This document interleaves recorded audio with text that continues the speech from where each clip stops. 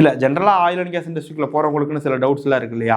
So அந்த டவுட்டை clarify பண்ணுற மாதிரி தான். ஜென்ரலாக இந்த டவுட் இப்போ இருக்கிற டவுட்டு உங்கள் எல்லாருக்குமே இருக்கலாம்னு நான் நினைக்கிறேன். ஸோ அந்த டவுட்டை தான் இதில் நம்ம கிளாரிஃபை பண்ண போகிறோம்.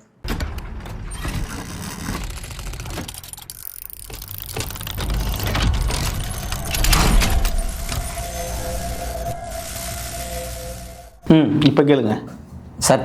2 இயர்ஸாக துபாயில் ஒர்க் பண்ணியிருக்கிறேன். பட் ப்ரொடக்ஷன் ரிலேட்டடாக ஒர்க் பண்ணியிருக்கிறேன்.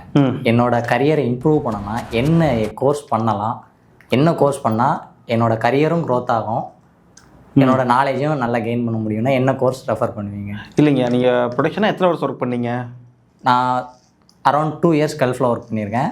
1 இயர் இங்கே கோயம்புத்தூரில் ப்ரொடக்ஷனில் ஒர்க் பண்ணியிருக்கேன். ஓகே, அப்போ டோட்டலாக நீங்கள் கிட்டத்தட்ட படித்து முடிச்சது அப்போது 21 பாஸ்ட் அவுட்டு. 21 படித்து முடிச்சு ஒரு 5 வருஷம் கணக்காயிடுச்சு. ஓகே ஐயா, எனக்கு தெரிஞ்சு இப்போதைக்கு நீங்கள் ஃபீல்டுக்குள்ளே இன்னும் ஒரு பெட்டரான சேலரி அல்லது நீங்கள் அப்கிரேட் ஆப்பர்ச்சுனிட்டி நீங்கள் போகணுன்னா நீங்கள் சூஸ் பண்ண வேண்டிய கோர்ஸ் கிடையாது, ஃபஸ்ட்டு ஃபீல்டு தான் சூஸ் பண்ணணும். எந்த ஃபீல்டுக்குள்ளே நம்ம வேலைக்கு போகலாங்கிறது. அப்படி இருந்தால் ஆயில் அண்ட் கேஸ் இண்டஸ்ட்ரி தான் நான் சஜஸ்ட் பண்ணுவேன் ஜென்ரலாக இந்த மாதிரி கேட்டகரியில் இருக்கிறவங்களுக்கு. ஏன்னா ஈஸியாகவும் இருக்கும், க்ரோத்தும் ஸ்பீடாக இருக்கும், அப்ராட்லேயும் ஈஸியாக ஆப்பர்ச்சுனிட்டி கிடைக்கும் அப்படிங்கிறதுனால. மீதி எல்லா ஃபீல்டுமே இந்தளவுக்கு ஈஸியாக இருக்காது உள்ளுக்குள்ளே போகிறதுக்கு. ஓகே, இப்போ நீங்கள் oil and gas industry choose பண்ணிட்டீங்கன்னா அதுக்குள்ளே என்ன மாதிரியான ரோல்ஸ்லாம் இருக்கும் அப்படின்னா design, welding QC, piping QC, Guindy technician, இந்த மாதிரி எல்லா வேலையுமே இருக்கும். அதில் நான் ரொம்ப ஹையாக ப்ரிஃபர் பண்ணுறது வந்து பார்த்திங்க அப்படின்னா welding QC engineer, QC inspector, இந்த மாதிரி கேட்டகரியில் போகிறது தான் பெஸ்ட்டு. இப்போ இதுலேயே இருக்குது, டிசைன்லேயும் போகலாம். பட் டிசைன் யாருக்கு சஜஸ்ட் பண்ணலான்னா, ஒரு ஃப்ரெஷராக இருக்கேன் அப்படின்னா டிசைனுக்குள்ளே போகலாம், பிரச்சனை இல்லை. பட் ஆல்ரெடி நீங்கள் வந்து வேறு ஃபீல்டில் எக்ஸ்பீரியன்ஸ் இருக்குது, ப்ரொடக்ஷனில் எக்ஸ்பீரியன்ஸ் இருக்குது அப்படிங்கிறதுனால நீங்கள் சூஸ் பண்ணி போகிறது ஆயில் அண்ட் கேஸ் QCயில் போனால் தான் உங்களுக்கான க்ரோத்து சூப்பராக இருக்கும். அதனால் அதுதான் என்னுடைய சஜஷன். வேறு ஆயில் அண்ட் கேஸ் போகிறதா இருந்தால் ஸ்பெசிஃபிக்காக பைப்பிங் செலக்ட் பண்ணலாமா, அப்படி இல்லைன்னா அந்த வெல்டிங் நீங்கள் சொன்ன மாதிரி வெல்டிங் இன்ஸ்பெக்ஷன் அந்த ரிலேட்டடாக பண்ணலாமா, எது நமக்கு வந்து ஒரு பெஸ்ட் ஆப்ஷனாக இருக்கும்?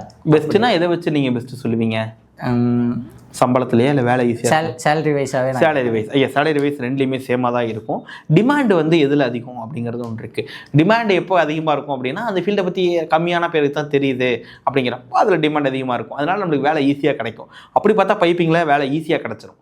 சரிங்களா? அதுக்காக இதில் கிடைக்கவே கிடைக்காதுன்னு கிடையாது. இது ரெண்டையும் கம்பேர் பண்ணும்போது அதில் வேலை ஈஸியாக கிடைக்கும், டிமாண்ட் அதிகமாக இருக்கும். அப்படிங்கிறனால சேலரி வைஸ்லாம் ஒன்றும் பெரிய டிஃப்ரென்ஸ்லாம் இருக்காது, ரெண்டு சேமாக தான் இருக்கும்.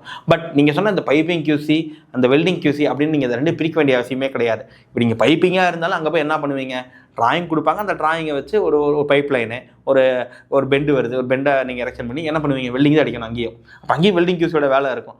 சேம் என்னன்னா பைப் லைன் டயக்ராம் பார்ப்பீங்க, இந்த பக்கமாக இருந்துச்சு அப்படின்னா வெசல் டிராயிங் பார்ப்பீங்க. அது ரெண்டு மட்டும் தான் வித்தியாசம். மற்றபடி வேலை, ப்ராசஸ், இன்ஸ்பெக்ஷன் பண்ணுறது, டாக்குமெண்டேஷன் பண்ணுறது எல்லாம் ஒரே மாதிரி தான் இருக்கும். அதில் எந்த மாறுதலுமே இருக்காது. அதனால் ரெண்டு ஃபீல்டுமே சேம் தான். அதனால் நீங்கள் என்ன பண்ணணும்னா, இது கலெக்டிவான ஒரு நாலேஜ் ஸ்கில்லை வச்சுக்கிட்டு நம்ம எல்லாத்துக்குமே நம்ம வள விரிப்போம். நம்மளுக்கு நண்டு வந்தாலும் சாப்பிடுவோம், இறால் வந்தாலும் சாப்பிடுவோம், சுறா வந்தாலும் சாப்பிடுவோம், அவ்வளோதான். மீனுக்கு வலைய போடுவோம், எது மாட்டினாலும் சாப்பிடுவோம், அவ்வளோதான் விஷயம். NDT கோர்ஸ் இப்போ பண்ணுறோம் சார். NDT கோர்ஸ் வந்து ஃப்ரெஷராக இப்போ நம்ம ஸ்டார்ட் பண்ணுறோம் அப்படின்னா ஃபஸ்ட்டு நம்ம வந்து NDT ப்ளஸ் QC ரெண்டு கோர்ஸும் சேர்ந்து கம்பைண்டாக பண்ணும்போது நம்ம NDT டெக்னீஷியன் ஜாபுக்கு ப்ரிஃபர் பண்ணலாமா, அல்லது QC ரிலேட்டடாக வரும்போது நமக்கு இது பண்ணலாமா? எதனால் கேட்குறேன்னா, நம்ம NDTயை பற்றி பேசிக்காக பெருசாக தெரிஞ்சிக்காமல் டேரெக்டாக QCயாக போகும்போது நமக்கு அதை எந்த மாதிரி இருக்கும் நம்ம கரியர் க்ரோத்துக்கு? இல்லைங்க, ஆக்சுவலாக நீங்கள் NDT படிக்காமல் இந்த ஃபீல்டுக்கு ஆயில் அண்ட் கேஸில் QC இன்ஜினியராக போக முடியாது. அதே மாதிரி இதில் ப்ரிஃபர்னு ஒன்று வார்த்தையே கிடையாது. என்னையை பொறுத்தளவுக்கு கம்பல்சரி நீங்கள் ஒரு இன்ஜினியராக தான் வேலைக்கு போகணும் அப்படின்னு, ஒரு QC இன்ஜினியராக வேலைக்கு போங்க. ஏன்னா NDT வந்து ஒரு டெக்னீஷியன் லெவல் கோர்ஸ் தான். கஷ்டப்பட்டு இன்ஜினியரிங்கோ இல்லை டிப்ளமோவோ படிச்சுட்டு ஒரு டெக்னீஷியனாக வேலைக்கு போக வேண்டிய அவசியமே நம்மளுக்கு கிடையாது.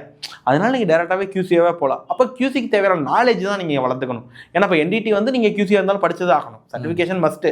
QCயாக இருந்தாலும் என்ன டெக்னீஷியனாக போனாலும். ஆனால் QC இன்ஜினியராக போகிறதுக்குன்னு சில ஸ்கில்ஸ் இருக்குது. லைக் ஸ்டாண்டர்ட்ஸ் தெரியணும், டாக்குமெண்டேஷன் பண்ண தெரியணும், வெல்டிங் பற்றி தெரியணும். இதெல்லாம் தெரிஞ்சுன்னா நீங்கள் ஒரு QC இன்ஜினியராகவே ஈஸியாக உங்களுக்கு வேலை கிடச்சிடும். அப்போ ஒரு இன்ஜினியராக வேலைக்கு போகிறது தானே எல்லோரும் ப்ரிஃபர் பண்ணுவாங்க. எல்லோரும் எப்படி ப்ரிஃபர் பண்ணணும் தெரியாது. பட் நான் என்ன பொறுத்தளவுக்கு ஒரு டிப்ளமோ இல்லை எது முடிச்சிருந்தாலும் சரி, ஒரு இன்ஜினியராக வேலைக்கு போங்க, அதுதான் என்னுடைய இது. அதனால் அது போகிறது தான் பெஸ்ட்டு. ஆனால் டெக்னீஷியனுங்கிற அப்படி ஒரு இதே தேவை இருக்காதுன்னு அப்படியே நீங்கள் போகணுன்னா அட்வான்ஸ் டெக்னீஷியனாக வேணால் போங்க. அட்வான்ஸ் டெக்னீஷியன்ஸ்லாம் இருக்குது, இந்த PIT இருக்குது, அந்த எடி கரண்ட் இருக்குது. அந்த மாதிரி அட்வான்ஸாக நீங்கள் போனால் கூட ஓகே. பட் பேசிக் கன்வென்ஷனல் டெக்னீஷியனாக போகிறதுக்கு நம்ம குவாலிஃபிகேஷன் அதுக்கு தேவையில்லை. 12th முடிச்சவங்க, ஐடி முடிச்சவங்கலாம் அதுக்கு போகணும். ஆயில் அண்ட் கேஸ்னால் நமக்கு இங்கே மேஜராக கல்ஃபையே எல்லோரும் ப்ரிஃபர் பண்ணுறாங்க. அந்த கல்ஃப் மட்டும் இருந்தால் மெயின் ஆப்பர்ச்சுனிட்டிஸாக நம்ம தமிழ்நாடு ஆறு இந்தியாவில் நார்த் சைட்லேயோ பெஸ்ட் ஆப்பர்ச்சுனிட்டியாக இருக்குது, தாராளமாக கிடைக்கும். பட் சேலரி தானே மேட்ரஸு. அது மட்டும் இல்லாமல் நீங்கள் என்ன சொன்னாலுமே ஃபாரின் மாப்பிளைக்கு இங்கே மவுசு ஜாஸ்தி தானே. அதனாலையும் நம்ம ஃபாரின் போகிறதுக்கு நம்ம பசங்க வந்து விருப்பப்படுறாங்க. ஆனால் ஃபாரின் போனால் கண்டிப்பாக ஃப்ளைட்டில் போக வேண்டியது இருக்கும். அதனாலையும் நம்ம பசங்க ஆசைப்படுறாங்க. ஆனால் விஷயம் என்ன அப்படின்னா, ஒர்க்கில் எதுவும் பெரிய வித்தியாசம் கிடையாது, சம்பளத்துலேயும் பெரிய வித்தியாசம் இருக்காது. நீங்கள் அங்கே வாங்கி செலவு பண்ணி மிச்ச காசு வீட்டுக்கு அனுப்புறதா இங்கேருந்தே வாங்கினாலும் கிட்டத்தட்ட அதையும் மேட்ச் பண்ணுற மாதிரி தான் இருக்கும். பட் ஓகே, அது ஒன்றும் தப்பு கிடையாது. பட் நார்த் சைட்லேயும் நம்ம இந்தியாவுக்குள்ளேயும் நிறைய ஆப்பர்ச்சுனிட்டி இருக்குது. நீங்கள் ஏன் கல்ஃபை மட்டும் ஃபோக்கஸ் பண்ணுறாங்க அப்படிங்கிறத விட கல்ஃபை தவிரவும் நிறையா கம்பெனிஸ் யூரோப்பியன் சைட்லாம் நம்மளுக்கு ஆப்பர்ச்சுனிட்டிலாம் இருக்குது. பட் கொஞ்சம் கம்மியாக இருக்கும். அதை கம்பேர் பண்ணும்போது கல்ஃபில் தான் கிட்டத்தட்ட 60% 70% ஆஃப் இண்டஸ்ட்ரி ஜாப் ஓப்பனிங் வந்து நம்மளுக்கு ஆயில் அண்ட் கேஸ்னால் கல்ஃபில் தான் இருக்கும். மீதி உள்ள 30 தான் மற்ற கண்ட்ரீஸில் இருக்கும்.